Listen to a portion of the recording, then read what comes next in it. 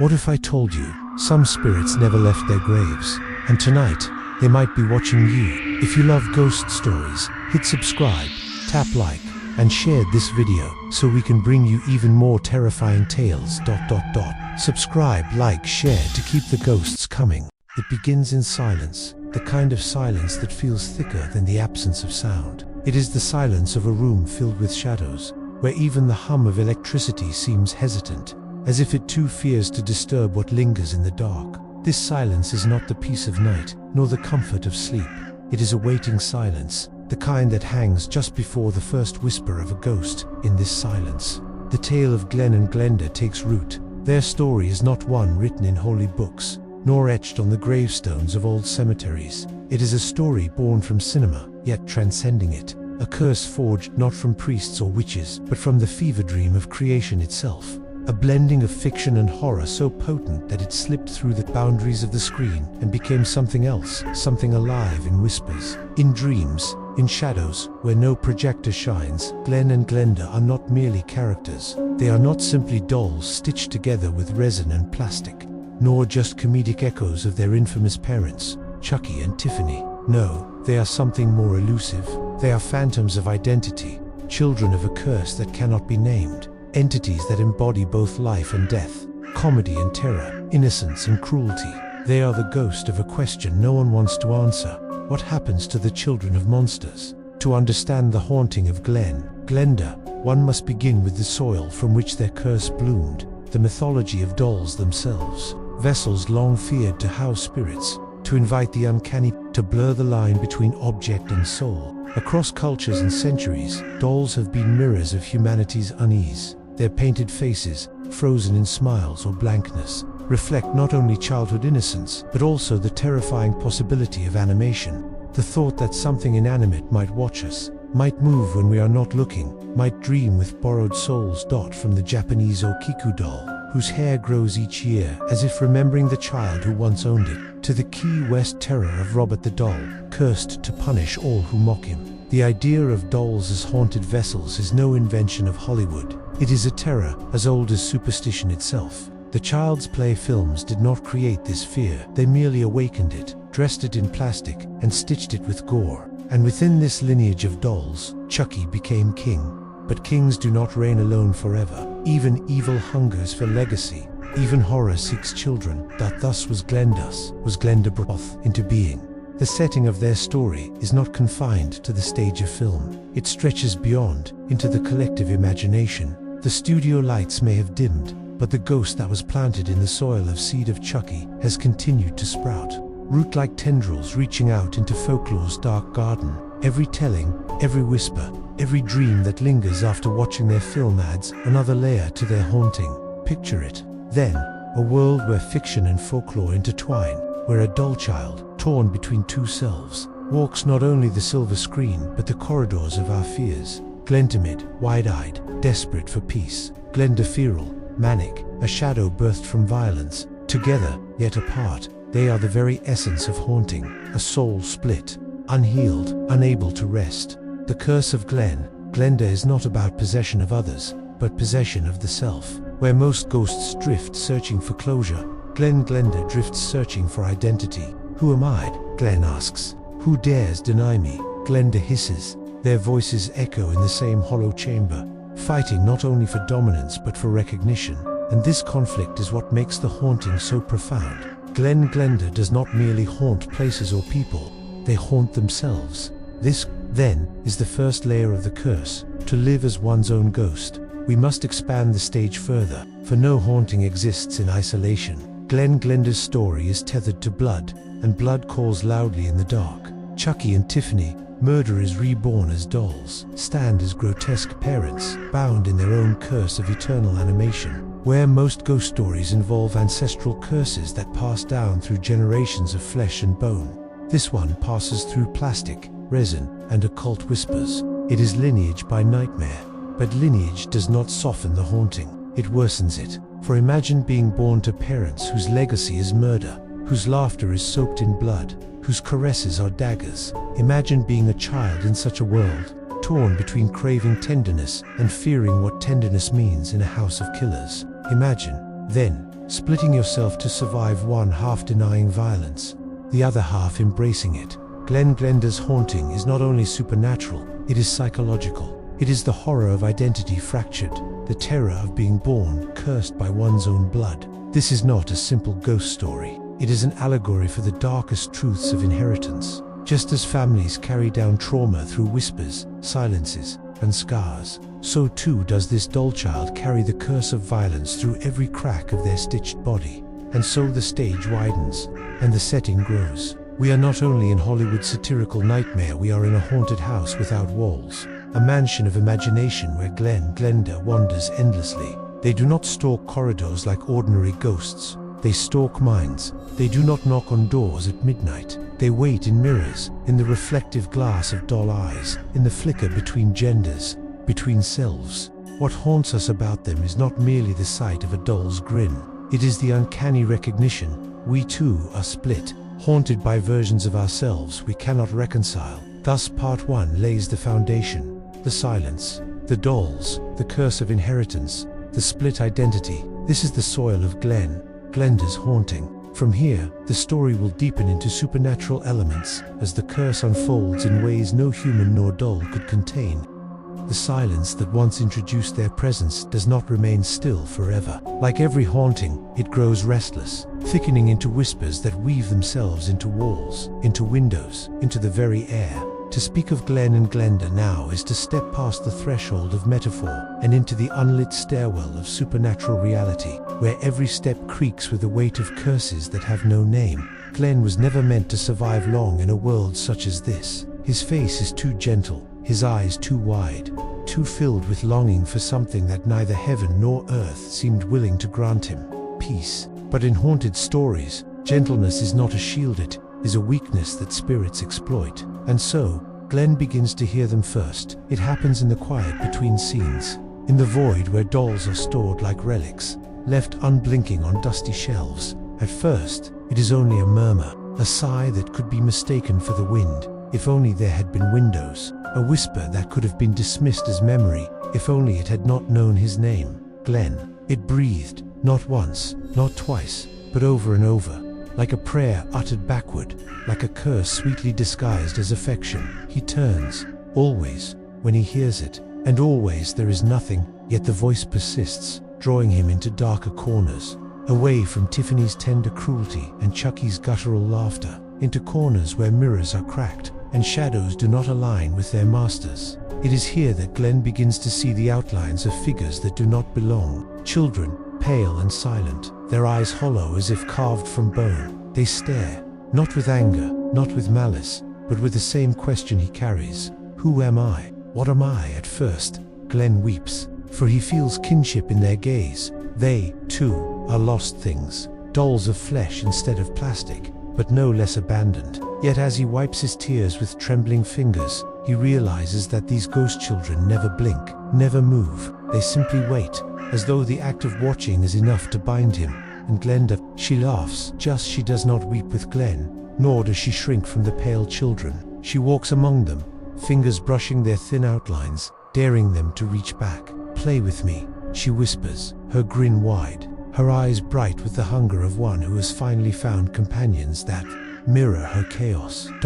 This is the second layer of the haunting, companionship with the dead. The spirits that circle Glen Glenda are not random. No ghost ever arrives without history. These are the souls of children, long lost, forgotten, abandoned in alleys, drowned in rivers, left nameless in shallow graves. Their grief binds them, and their grief recognizes Glen as cannot, because he is one of them, but because he is between, not alive, not dead, not Glen, not Glenda. Something liminal, something they can tether to. As their presence grows, strange phenomena ripple outward. Tiffany begins to notice her porcelain fingers twitch without command. Chucky hears scratching in the walls that echoes his own laughter, but deeper, older, less human. Lights flicker, not in rhythmic failure but in deliberate patterns, as though spelling out names only Glen can read. And in every mirror, every shard of reflection, Glen begins to see not himself, but Glenda, her grin widening, her eyes widening, her voice spilling from glass lips, though her body stands silent. You can't keep me locked away. It is no longer clear which half of the child is the ghost and which half is the living dot. By now, the haunting has moved beyond the personal. As every folklorist of the supernatural knows, once spirits find their vessel, they spread. Stories begin to emerge, whispers of people seeing dolls in their homes shift positions when left alone. Whispers of children talking to invisible friends whose names they never spoke before watching Seed of Chucky. Whispers of voices calling Glen or Glenda from empty rooms, and as with all curses, the boundary between story and reality fractures. A viewer in Tokyo dreams of a doll child at the foot of his bed, its voice soft, uncertain. "Do you think I'm good?" A collector in London swears the DVD case of Seed of Chucky moved by itself on her shelf, falling open to reveal not a disc, but a crack in the plastic that looked eerily like a screaming face. Folklore absorbs them now. Glen Glenda is no longer just a character, they are an urban legend, spreading like a virus through imagination. Every telling adds energy to the ghost. Every repetition tightens the curse. This is the third layer of the haunting, manifestation beyond the origin. Yet, as the spirits gather, as the whispers intensify, a new dimension of horror arises. The spiritual. It is not enough to say that Glen Glenda is haunted by voices. One must understand that they are now a nexus, a meeting point for the restless dead. In ancient traditions, such nexuses are dangerous. A child born between two worlds was often feared to be a medium, a bridge for spirits. Folklore is heavy with warnings. The changelings of Celtic tales, the spirit-ridden oracles of Greece, the shaman children marked by God's dot, and Glen Glenda born of violence, raised in contradiction, cursed with duality, is precisely such a bridge. Through them, the ghost children gather. Through them, violence calls back its own echoes. Through them, the curse of dolls bleeds into the curse of souls.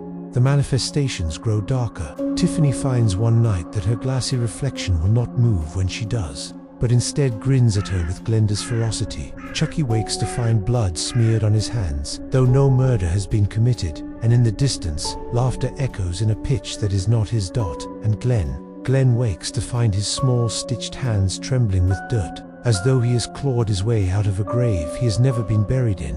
It is here the haunting begins to bloom fully. Like a poisonous flower, rooms reek of burnt plastic, though no fire is present. Windows crack without force, splitting in webbed patterns that resemble the veins of eyes. Shadows crawl upward against gravity, dripping from ceilings like liquid night dot. And always, the whisper.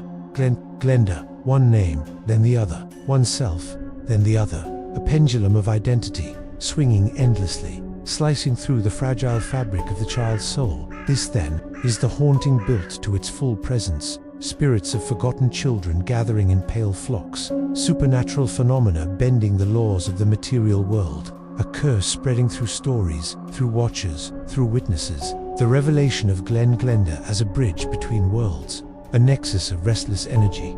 The Seed of Chucky curse is no longer confined. It is alive, and it feeds on attention, memory, and fear. And yet, this is not the climax. Not yet. For every haunting grows toward a breaking point, a collision of spirit and flesh, of ghost and host. That breaking point is still to come, where Glen Glenda will no longer ask, "Who am I?" but will demand an answer in blood and shadow. The haunting had grown like a vine, slow at first, then wild, then choking. By now it was not simply whispers in the dark or shadows out of place. It was a full possession of space and spirit. The air around Glenda throbbed with an unnatural pulse, as though the walls themselves had begun to breathe. Time warped, folding into itself, minutes stretching into hours, hours collapsing into a second of terror. And at the center of it all, Glen stood trembling, while Glenda smiled with teeth too sharp for any doll's mouth. The voices of the ghost children had grown louder, more insistent, no longer soft whimpers, but a choir of fractured cries. Some begged for release, some demanded vengeance, others only laughed in tones so broken they could never belong to the living. Glen heard them in his sleep, in his waking, in every blink. Even when he covered his ears, the voices seeped through the seams of his skull. "Come with us. Stay with us. You are one of us." Glenda, however, welcomed them. She danced in the spaces where the pale children gathered, her limbs jerking like a marionette cut loose. "Yes, yes, play with me," she shrieked, and the spirits obeyed. They circled her, their forms shuddering like reflections on disturbed water, their hollow eyes filled with admiration. In her, they saw kinship not in suffering, but in wrath. The world around them twisted, objects moved without hands, floors bled, dolls, forgotten on shelves, turned their heads toward the commotion, their glassy eyes flickering with sparks of borrowed souls. Every mirror became a portal, each reflection a door half ajar, showing glimpses of other places, other times, other horrors. A girl drowned in a well, her hair drifting in water like weeds. A boy with stitched lips clawing at a coffin. A child lost in snow, frozen mid-scream. Each reflection whispered the same. We are you. You are us. And then came the night when the haunting burst into full bloom. The sky itself seemed complicit. Clouds curdled black, swallowing the moon. The wind screamed through broken glass, as though the earth itself had taken up the ghostly choir. Glen tried to sleep, clutching himself like a child seeking warmth. But the dreams dragged him down into a theater not of film, but of memory twisted into ritual. He found himself standing on a stage of bones, beneath curtains stitched from human hair. An audience of dolls filled the seats, their faces painted with cracked smiles, their hands clapping in stiff, a rhythmic unison. And on the stage beside him stood Glenda, radiant and terrible, holding a dagger carved from shadow itself. Tonight, she declared, her voice amplified beyond the limits of her small plastic chest. We decide who lives, who dies, and who we become. The dolls roared with soundless laughter, their mouths gaping wider and wider until they tore at the seams. Glen tried to protest, to speak of innocence, of peace, but his words fell dead in the air, swallowed by the cacophony. He reached for Glenda, but his hand passed through her like mist. She was no longer just his other half, she was spirit, made flesh, ghost turned sovereign. And then, the audience shifted. It was no longer dolls applauding, it was the ghost children, their pale forms lined in endless rows, clapping their skeletal hands, chanting their names like a ritual. Glen, Glenda, Glen, Glenda. The chant rose, faster, louder, until it became indistinguishable from thunder. The stage cracked, blood erupted through the seams of the floor. The dagger in Glenda's hand glowed with a heat that was not fire, but memory, forged from every act of violence Chucky and Tiffany had ever committed. Take it, she demanded, thrusting the dagger toward Glen. Take it, and end the waiting, end the questions. Be more than a ghost, be power. But Glen shook his head, tears running down his stitched cheeks. I don't want it. I don't want to be you. And the spirits shrieked. Their wails rattled the rafters, shattered the bone stage, tore through the haircut. For ghosts despise denial. They crave acknowledgement, possession, continuation. To refuse them is to anger them. To refuse them is to invite wrath. The pale children surged forward, reaching for Glen with fingers of frost and ash. Their touch burned with cold, branding him with marks that looked like letters of a language never meant for the living. Glenda laughed louder, lifting the dagger higher, her voice splitting into echoes that bounced across eternity. You can't escape me, brother. You can't escape yourself. This was the climax not just of haunting but of identity. Glen could feel himself splitting, his form unraveling into threads of soul, each tugged by a different hand. One hand pulled toward innocence, another toward carnage, another toward endless wandering among the pale children, another toward silence, another toward laughter that never ends.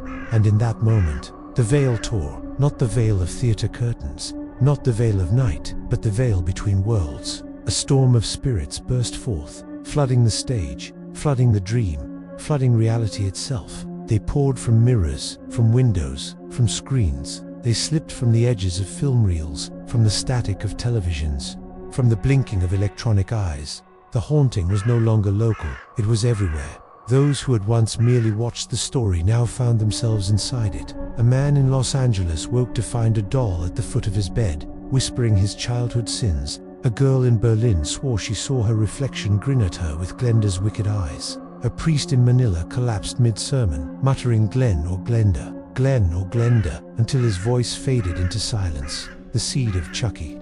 Curse had become what all great hauntings aspire to, universal. And at the heart of it all, Glen stood trembling while Glenda raised the dagger higher. The spirits demanded blood, the curse demanded fulfillment, the ghosts demanded unity. There was no longer any escape, only choice. But choice in hauntings is a trap. For whichever path Glen took, the result would not be freedom, it would be transformation. If he accepted Glenda, he would become wrath. If he rejected her, he would become emptiness. If he embraced the ghosts, he would become legion. There was no victory, only surrender. And in that moment of realization, the theater collapsed. Not in fire, not in rubble, but in silence. Absolute silence, deeper than the first. A silence so vast it swallowed not only sound but thought itself. When Glen opened his eyes, he was no longer on the stage. He was standing before a mirror that stretched into infinity.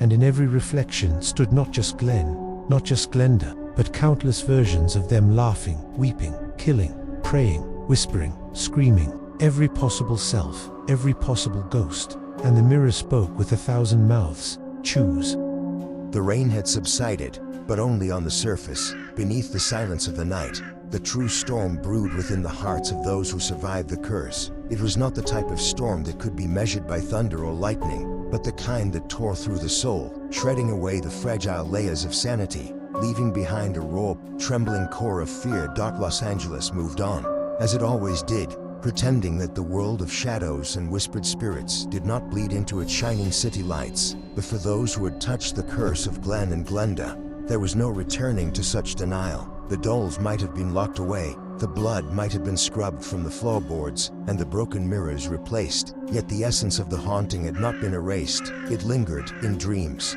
The survivors found themselves wandering dim hallways where reflections did not match their bodies, where laughter and sobbing echoed from the same lips, where Chucky and Tiffany stood in corners taunting, but always, Glen and Glenda hovered at the center. Neither boy nor girl, neither living nor dead, but a fragile wisp of humanity that demanded recognition. For some, the dreams became unbearable. One actress who had brushed against the cursed dolls during filming reported that she woke every night to the sound of a child's voice calling from the hallway. When she investigated, she found her reflection waiting for her in the mirror, but the reflection's eyes were not her own. They were the wide, sorrowful, yet sinister eyes of Glen. She claimed that sometimes her reflection smiled before she did, as if mocking her autonomy. Days later, she disappeared, leaving her apartment door open, the bed neatly made, and the mirror cracked from within, as though something had struck it from the inside out. Whispers of possession spread. Some whispered that Glen had finally found a host, while others argued that Glenda had taken her place in flesh, but no one could prove it. No one dared to. The curse of Glen and Glenda was not like that of their parents. Chucky and Tiffany reveled in chaos, their laughter filling the void between screams. Their legacy was written in blood, sharp and immediate, their violence leaving no ambiguity. But Glen and Glenda, their haunting was softer, subtler, and therefore infinitely more terrifying. They seeped into minds, fractured identities, and forced people to confront the shadows inside themselves. It was said that anyone who so much as whispered their names at midnight risked catching a glimpse of them in the corner of their room, a thin, fragile figure that shifted from innocence to malice in the blink of an eye. Some reported a doll's silhouette at their window, even on the highest floors of apartment buildings. Others said they heard twin voices arguing in the dark, one pleading for mercy, the other hungering for cruelty, and those who lingered long enough always swore they felt their bodies shift, as if their bones didn't quite belong to them anymore. One investigator, determined to document the phenomenon, locked himself in a dimly lit studio, surrounding himself with cameras. He laughed at the stories, confident that he would expose the haunting as nothing more than urban legend. The first night was uneventful. The second night, the cameras picked up faint shadows moving along the walls. The third night, he began speaking to himself, except the voice on playback did not match his own. By the fourth night, he was gone. The cameras captured the sound of two children laughing as the feed cut to static. The studio remains abandoned. No one dares to rent it. The most chilling detail, however, lies not in what was seen, but in what was felt. Survivors claim that Glen and Glenda did not simply appear. They made you question who you really were. They stirred doubts, cracked open the fragile shells of certainty, and whispered that you were never truly whole. For some, this was liberating, a chance to confront hidden truths, but for most it was unbearable. To live in the shadow of Glen Glenda's curse was to never again trust the mirror, the voice in your head, or even the stillness of your own body. Because what if it wasn't you who was thinking? What if the hands moving in the dark belonged to someone else, someone inside you? The tale of Glen and Glenda does not end, because it was never meant to. They are not creatures bound by simple death or destruction. They are fragments of the human condition itself: fear, duality, innocence corrupted, violence hidden in gentleness, gentleness trapped in violence. They are every scream muffled by a smile, every child's laughter tinged with sadness, every shadow behind the eyes. The dolls remain locked away, or so people say, but those who know better insist that Glen and Glenda have never been confined to porcelain or plastic. They drift, carried on thoughts, on whispers, on the unresolved questions that plague the human soul. You cannot bury them, you cannot burn them, because they were never just dolls. They were reflections, and reflections cannot die. So the story closes, not with an ending, but with a question. Tonight, when you pass your mirror, when you glance at the dark corner of your room, when you hear laughter in an empty hallway, will you dare to look closer? Will you see your own face staring back? Or will you see there's two pairs of eyes, one soft and pleading, the other sharp and cruel, both watching you? Perhaps the true curse of Glen and Glenda is not that they haunt the world, but that they awaken what already haunts you. And so, the last echo lingers, the rain begins again, and somewhere, between the rhythm of drops and silence, a child's voice whispers, "Hello, it's me."